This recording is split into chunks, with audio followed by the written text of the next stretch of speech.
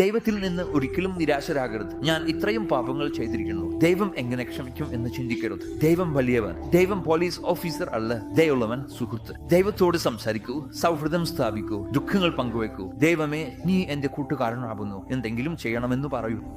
അമ്മയോട് പോലെ ദൈവത്തോടും സ്നേഹപൂർവ്വം പെരുമാറൂ. ദൈവം സ്നേഹത്തിനുള്ളതാണ്, ഭയപ്പെടേണ്ടതല്ല. ഭയപ്പെടേണ്ടത് നമ്മുടെ പാപങ്ങൾ കൊണ്ടാണ്. പക്ഷേ സ്നേഹവും പ്രേമവും മേലിടണം. ആ ഇടയനായ മൂസ അലൈഹിസ്സലാം കേട്ടു. അവൻ പറഞ്ഞു, ദൈവമേ, നീയാണല്ലോ, ഞാൻ നിന്നെ എണ്ണയിട്ട് തേച്ചു കൊടുക്കാം, നിന്റെ തലയിൽ പുഴുക്കൾ എടുത്തു കൊടുക്കാം, നിന്നെ കുളിപ്പിച്ച് കഴുകാം, നിന്നെ ഭക്ഷണം കഴിപ്പിക്കാം, നിന്നെ പാല് കുടിപ്പിക്കാം എന്ന്. അവൻ ദൈവത്തോട് ഇങ്ങനെ സംസാരിക്കുമ്പോൾ മൂസ അലൈഹിസ്സലാം അവനെ ശാസിച്ചു, ദുഷ്ടനെ, നീ എന്താണ് പറയുന്നത്?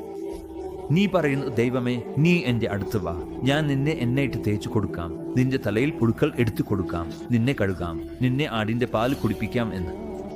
അപ്പോൾ അവൻ പാപം ഭയന്ന് കരയാൻ തുടങ്ങി. മൂസ അലൈഹിസ്സലാം തൂർ പർവ്വതത്തിൽ എത്തിയപ്പോൾ ദൈവം മൂസ അലൈഹിസ്സലാം നോട് പറഞ്ഞു, മൂസ, നീ എന്റെ പ്രിയപ്പെട്ടവനെ എന്നിൽ നിന്ന് അകറ്റി. അവന്റെ സംസാരങ്ങൾ എനിക്ക് വളരെ ഇഷ്ടമായിരുന്നു. നീ പോയി അവനെ സന്തോഷിപ്പിച്ചു വരിക. നീ അവനെ ദുഃഖിപ്പിച്ചാണ് പോയത്. എന്റെ നബി സല്ലല്ലാഹു അലൈഹി വസല്ലം യുടെ കാലത്ത് സഹാബാക്കൾ പള്ളിയിൽ ചിരിച്ചുകൊണ്ടിരുന്നു. നബി സല്ലല്ലാഹു അലൈഹി വസല്ലം പറഞ്ഞു, ഞാൻ അറിയുന്ന കാര്യങ്ങൾ നിങ്ങൾ അറിയുകയാണെങ്കിൽ നിങ്ങൾക്ക് ചിരിക്കാൻ കഴിയില്ല, പകരം കൂടുതൽ കരയേണ്ടി വരും. അപ്പോൾ എല്ലാ സഹാബാക്കളും ഉരുകി കരയാൻ തുടങ്ങി. നബി സല്ലല്ലാഹു അലൈഹി വസല്ലം ഇത് പറഞ്ഞ് തിരിഞ്ഞു നടന്നു. വാതിലിൽ എത്തുന്നതിന് മുമ്പേ ജിബ്രയിൽ അലൈഹിസ്സലാം വന്നു. ജിബ്രയിൽ പറഞ്ഞു, എന്റെ പ്രിയപ്പെട്ടവനെ, നീ എന്റെ ദാസന്മാരെ എന്നെക്കുറിച്ച് ഇത്രയും ഭയപ്പെടുത്തി കഴിഞ്ഞു. തിരിച്ചു പോ. നീ അവരെ കരയിപ്പിച്ച പോലെ ഇപ്പോൾ അവരെ ചിരിപ്പിക്കൂ.